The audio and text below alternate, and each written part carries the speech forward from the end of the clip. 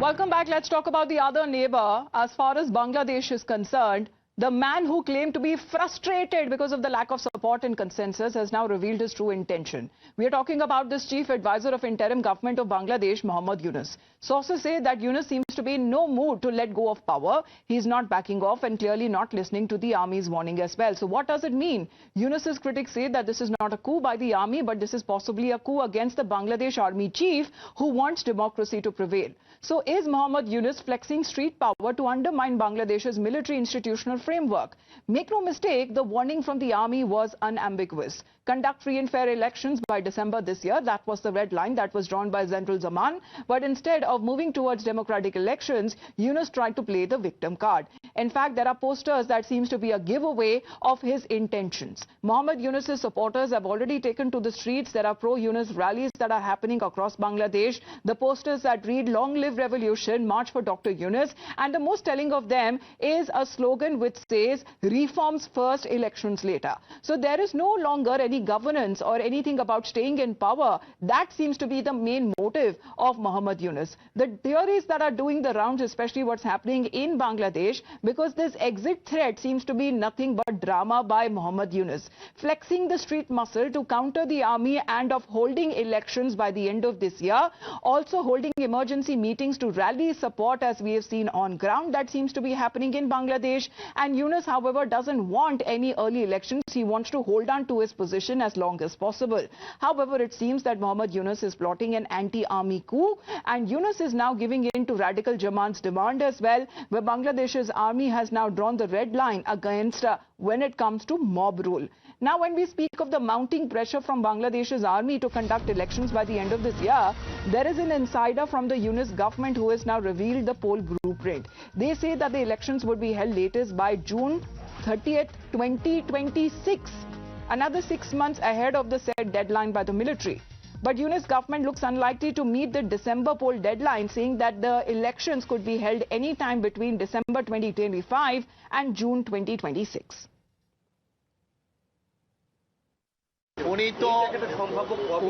উনি একটা ডেডলাইন দিয়েছেন এবং আমি কালকেও বলেছি, আজকেও বলছি, বারবার বলছি, উনি এক কথার মানুষ। উনি বারবার বলেছেন যে জুন 30-এর পরে ইলেকশন যাবে না। আপনাকে ওনাকে ট্রাস্ট করতে হবে। এটা ডিসেম্বর থেকে জুন মাসের 30 তারিখ পর্যন্ত এর মধ্যে ইলেকশন হবে। ওই জুন মাসের 30 তারিখে জুলাই মাসের 1 তারিখে যাবে না। রোডম্যাপের সম্ভাব্য একটা ধারণা আপনি রোডম্যাপ এটাই আপনাকে ওইটা যখন সময় আসবে উনি রোডম্যাপ বা যেটা শিডিউল সেটা ঘোষণা করবেন। আমরা তো এটা বারবার বলছি, একটা না, এটা নিয়ে কিন্তু আমরা দিনের পর দিন মাসের পর মাস বলছি। আমি জানি না এটা কেন এটা এমবিগুইটি আছে। ওনার এখানে তো কোনো এমবিগুইটি নাই। Well, Pooja and Srinjoy both connected with us. So, Pooja, as far as the real intention of Muhammad Yunus is concerned, how long can they actually defer holding elections? Well, we've seen how the Bangladesh Army Chief General Waqar has categorically stated that it is good for the nation if the elections are held by December 2025.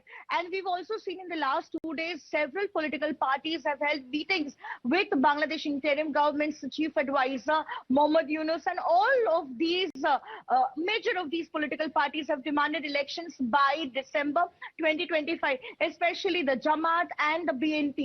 But now we've seen how the chief advisor's press secretary Shafiqul Alam has categorically stated that the elections will be held anytime between December 2025 to June 30th, 2026.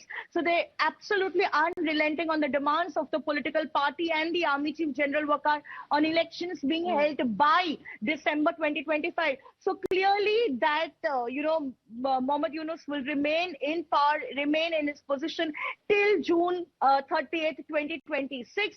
And only then he is going to go out of office.